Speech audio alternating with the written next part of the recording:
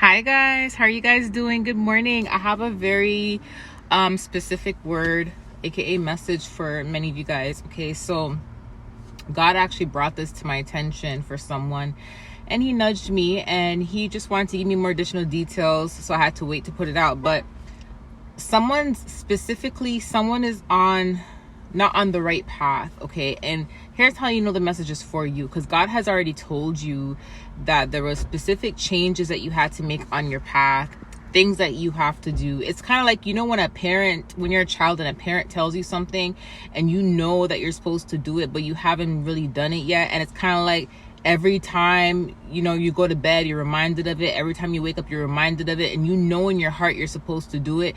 But the fear or something just kind of kept stopping you, or procrastination or something. But this is related to your path, and this is relating to specific instructions that God gave you.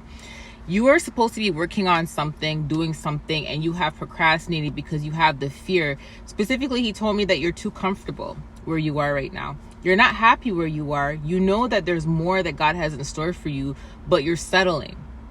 You're settling because you're too comfortable. As in, like, I'm making good money right now, God. I'm afraid to shift my path. I'm afraid to make this change, because in order for me to do that means that I'm gonna have to go through the wilderness for a little bit, and I'm tired. I'm tired of going through the wilderness, or I've been here before, God. I'm afraid to go back into the wilderness, because whenever you're starting something new, you have to go through the wilderness again. It doesn't matter if you're already financially stable, if you have savings. It doesn't matter if you have nothing.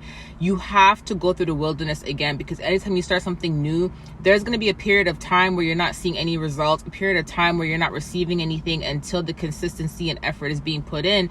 Then later on, you're going to start seeing the results of the consistency and the effort that you're putting in, right? So no matter what position you're in, you're always going to go through a wilderness period, okay? So someone's afraid to shift their path because they're comfortable financially, and you are afraid to go through that wilderness period. But here, I want to let you know something, okay? A lot of us, we make friends easily, or some of us, we think we make friends easily. It's so easy for us to trust friends or to trust people. And we put faith in people, which is why we are hurt many times, which is why we get backstabbed many times, because we put our trust in people too easily, okay? We put our trust into employers because we have to get paid from our employers. However way you're getting paid, you may put your trust in the government to receive your government assistance. You may put your trust in your employer to get paid from your employer. You may put trust into your family, and you may have gotten backstabbed, or you may put a lot of trust into this man or woman that you're in a relationship with. What I'm trying to say is, it's so easy for us to put our faith and our trust into the things that, that can possibly hurt us, the things that can possibly not give us what we need, or the things that we're not guaranteed to get what we need from. Okay, let me just rephrase that. The things that we are not guaranteed to get what it is we need from. Okay, we put a lot of trust in it. But when it comes to God, we have a big fear of putting our trust and our faith into something that God tells us to do, because we're afraid to go through the wilderness. When God brings us guaranteed results, do you get what I'm saying? Like, when God is promising you something, you have to know that it's guaranteed. Yes, you have to go through the wilderness period, but God is not going to tell you he's going to promise you something or give you a prophecy about something and then not fulfill it. Okay? Just like there's people out there that receive a lot from doing evil. What makes you think that God can't bless you even more than these individuals? What makes you think that God can't bless you more than that man or that woman? What makes you think that God can't bless you more than that current employer that you have? What makes you think God can't bless you more than the government? What makes you think that God can't give you more than all these individuals combined? We put our faith in stores when we go shopping and we have to buy food. We put our trust in the stores, right? We put our trust in the gas stations. We put our trust in the vehicles to get us to where we need to go and back. But we can't put our trust in God when it comes to shifting our path and doing the right thing that God needs us to do, and for God to elevate us. Make it make sense. If God is telling you have to change your path and you got to do something because I'm going to elevate you, why would God not elevate you if he's the one that's telling you to get on this path?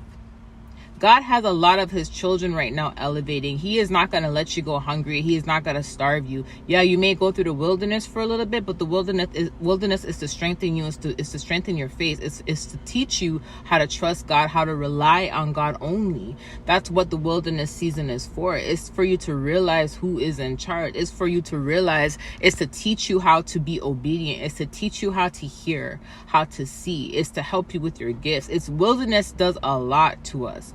It's to make us humble. So when we are in a different position that we're in today, we can appreciate it. You get what I'm saying? Because we've been through that wilderness season. Okay, so I don't know who this is for, but God needs you to do some specific things. He needs you to change your path. He needs you to, and he's already given you instructions, but a lot of times it's your fear that's getting in the way. It's that, God, I'm afraid it won't work out. I'm afraid that I'm going to struggle. I may be homeless for a bit. I may not have any food for a bit because I got to shift jobs now because you want me to. Or, I'm afraid to start this business because I got to invest some money in it. God, what if I lose the money? Why would God tell you to invest into something and God is not going to bless you? Yeah, you may go through some ups and downs, but that's the whole point of the wilderness season, is to teach you from these mistakes. So when you make specific mistakes, and I'm not saying that God is going to put you in a position to where you make mistakes, but if he's giving you instructions to go on a specific path and you're on the path, you may make mistakes on that path, doing something the opposite of what God tells you to do. Do you get what I'm saying? Like if God says, hey, you got to invest money into this, right? And you invest money into this specific thing, but you may have bought the wrong type. You probably didn't buy the right type of like inventory that God told you to buy. And because you didn't, then you kind of wasted money. But at the same time, you're still on the right path though. You're still working towards that specific business, right? But you may have just bought the wrong type of inventory, right?